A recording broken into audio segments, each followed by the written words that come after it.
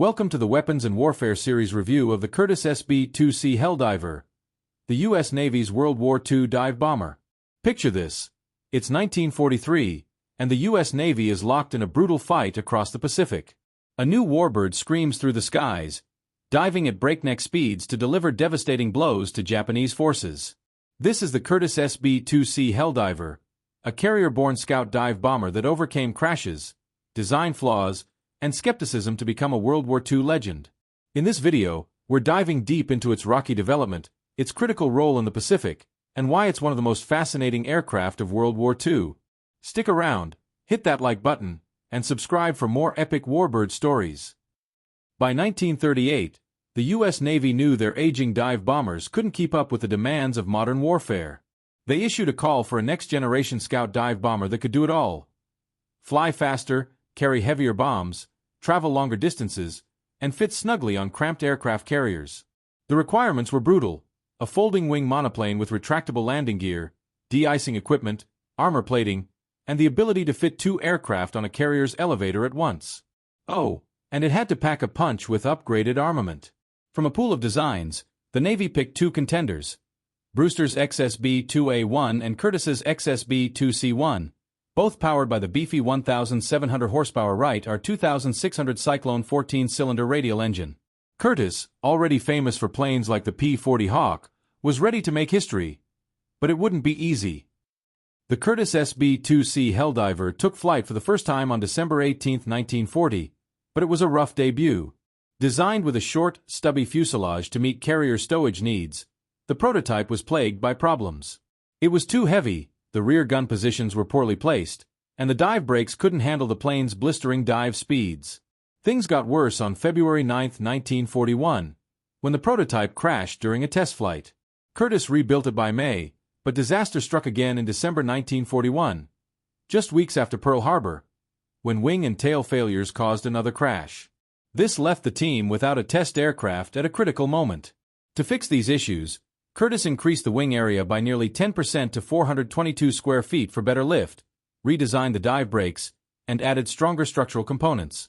Despite these setbacks, the Navy placed an order for 370 SB2C-1s in November 1940, upping it to 578 by January 1941, with deliveries slated for December 1942 at 85 planes per month. The attack on Pearl Harbor in December 1941 lit a fire under the Helldiver program. The Navy made it a top priority, and Curtiss leaned on subcontractors to ramp up production. The first four SB2C-1s were hand-built for testing, incorporating upgrades like two 50-caliber machine guns per wing, up from one, leak-proof wing fuel tanks, and armor plating for the cockpit and rear gunner. New radar, IFF, identification friend or foe, and radio systems were also tested and approved. But early models still struggled with structural issues, like weak arrestor gear and tail wheel collapses, which frustrated crews. By June 30, 1942, the first production SB2C-1 flew, and by December, deliveries began to VS-9 Squadron. Meanwhile, the Navy ordered 1,000 Helldivers from Canada's Car and Foundry Company in May 1942, with 450 earmarked for the UK's Royal Navy, showing the global effort to get this bird in the air. The SB2C evolved rapidly to meet wartime demands. The initial SB2C-1, with 200 built, carried two 20mm wing cannons, a 50-caliber rear gun, and a 1,000-pound internal bomb load, powered by the 1,700 horsepower Wright R-2600-8. But issues persisted, so the SB2C-1C stepped up with 778 units, featuring twin 30-caliber rear guns on an improved mounting, hydraulic wing flaps, and self-sealing fuel tanks. The SB2C-3, with 1,112 built, got a 1,900 horsepower R-2600-20 engine and a 4-blade propeller, boosting its top speed to 294 miles per hour. The SB2C-4 and radar-equipped 4E, totaling 2,045, could carry 8 5-inch rockets or an extra 1,000-pound bomb load under the wings. The final SB2C-5, with 970 built, extended fuel capacity for longer missions. In total, 7,200 Helldivers were produced, including 900 A-25A Shrikes for the U.S. Army Air Forces, used mostly for training and target towing, and 410 transferred to the U.S. Marine Corps as SB2C-1As. The Helldiver hit its stride in 1943. On October 21st, Squadron VB-17 aboard the USS Bunker Hill sailed to join the Essex and Independence for a massive strike on Rabaul, New Guinea, on November 11, 1943. With minimal losses, Helldivers obliterated Japanese Zero squadrons on the ground and sank enemy ships in the harbor, proving their worth. Replacing the SBD Dauntless, the SB2C became the Navy's standard scout bomber, excelling in the Philippines and across the Pacific. Its ability to dive steeply, deliver precise bomb strikes, and withstand enemy fire made it a game-changer.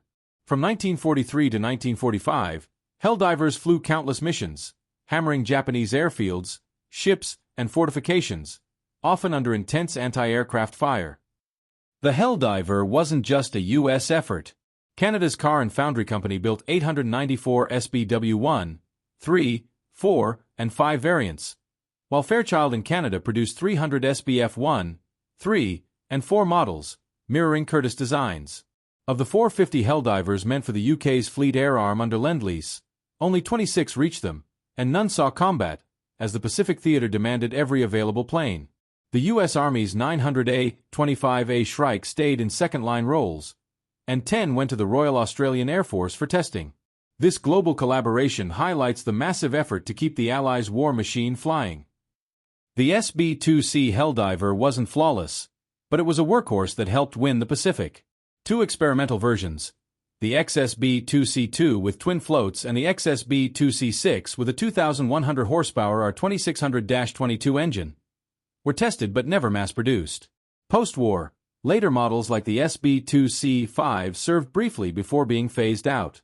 Today, the Helldiver is remembered as a rugged, versatile bomber that overcame a troubled start to become a cornerstone of naval aviation. Its specs tell the story: a 49-foot 8.5-inch wingspan, 36-foot 8-inch length, and a top speed of 281 to 294 miles per hour, depending on the variant. The Curtiss SB2C Helldiver rose from crashes and setbacks to dominate the skies of World War II. It's a testament to engineering grit and wartime urgency. What's your favorite World War II aircraft, and why? Drop it in the comments. We love hearing from you. If you enjoyed this deep dive, smash that like button, subscribe, and hit the bell for more weapons and warfare history. Thanks for watching, and we'll catch you in the next 1 inch.